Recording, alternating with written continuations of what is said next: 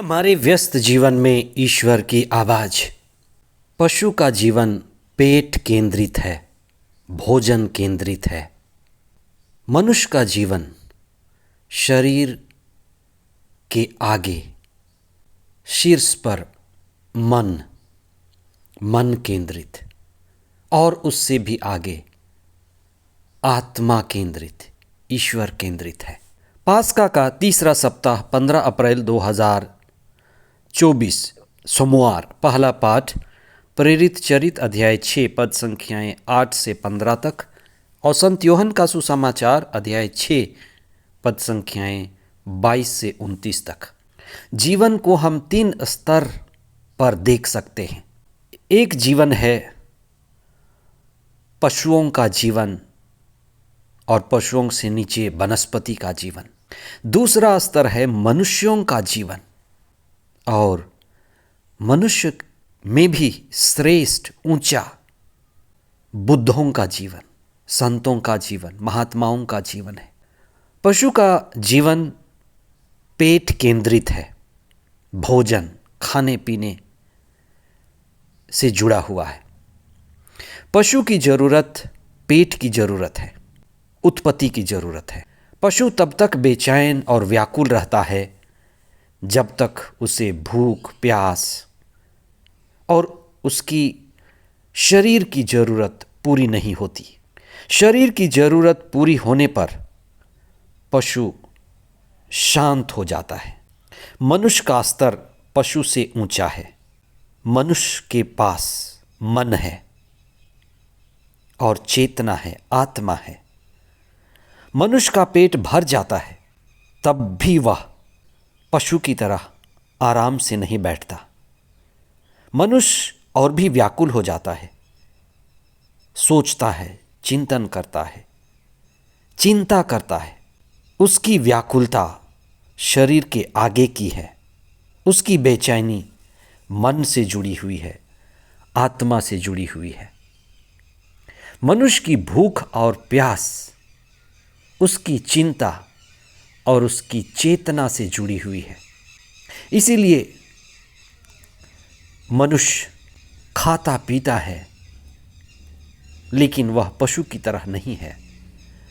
वह जानना चाहता है, वह गीत गाता है, चित्र बनाता है, विज्ञान में खोज करता है, फिल्में बनाता है, मानसिक और बौद्धिक विकास करता है। इसीलिए मनुष्य रोटी से ही नहीं जीता। मनुष्य की जरूरत ऊंची है। उसकी प्यास और उसका भूख ऊंचे स्तर का है। मनुष्य की भूख, मनुष्य की व्याकुलता, मनुष्य की बेचैनी, या आध्यात्मिक भाषा में कहते हैं विरह, आत्मा के स्तर का है। अगर मनुष्य ना जागे तो वह पशु की तरह जीता है। इसलिए बहुत सारे लोग जाग नहीं पाते, भोजन केंद्रित, पेट केंद्रित जीवन जीते हैं और मर भी जाते हैं। आज ईसा ऐसे ही लोगों को सुसमाचार में कुछ विशेष बातें कहते हैं। ऐसे लोग जो जागे हुए नहीं हैं, पशु की भांति हैं, रोटी खाने के लिए रोटी के पीछे दौड़ते हैं। मनुष्य चेतनशील है। जब मनुष्य चेतना में बढ़ता है, आत्मा यानी स्वयं को जानता है, तब वह जागता है। तो मनुष्य दिव्यता में, आत्मा में, परम आनंद में जीता है। ईसा ने उन लोगों को जो पशु के स्तर का जीवन जी रहे थे धिक्कारा और कहा, तुम शरीर के लिए क्यों जीते हो? शरीर की भूख मिटाने के लिए ही क्यों जीते हो? स्वयं को जानो। तुम शरीर मात्र नहीं हो, तुम आत्मा स्वरूप हो, दिव्य स्वरूप हो, ईश्वर के प्रतिरूप हो। तुम्हारी असली जरूरत ईश्वर की जरूरत है। हमें स्वयं को जानना है। हमें आत्मा और चेतना की ऊंचाई पानी है। ईश्वर ही हमारा सच्चा भोजन है। इसलिए ईश्वर में ही हमें सच्ची शांति और सच्चा आनंद मिलता है। इसीलिए प्रार्थना की ज़रूरत है। प्रार्थना हमें ईश्वर से जोड़ता है, आत्मा का परमात्मा में मिलन, और यही हमारे असली भूख और प्यास को मिटाती है। हम ईश्वर से संयुक्त होते हैं, यही आध्यात्म की जड़ है।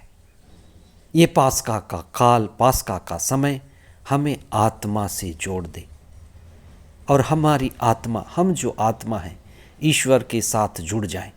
आज के पहले पाठ में सेंट स्टीफन के बारे में विशेष पाठ दिया गया है कि वह आत्मा पूर्ण था और ईश्वर से संयुक्त था, और किस तरह से वह कलीसिया का ईसा के बाद सबसे पहला साक्षी बना, वही संत बना, महात्मा बना, वही बुद्ध है।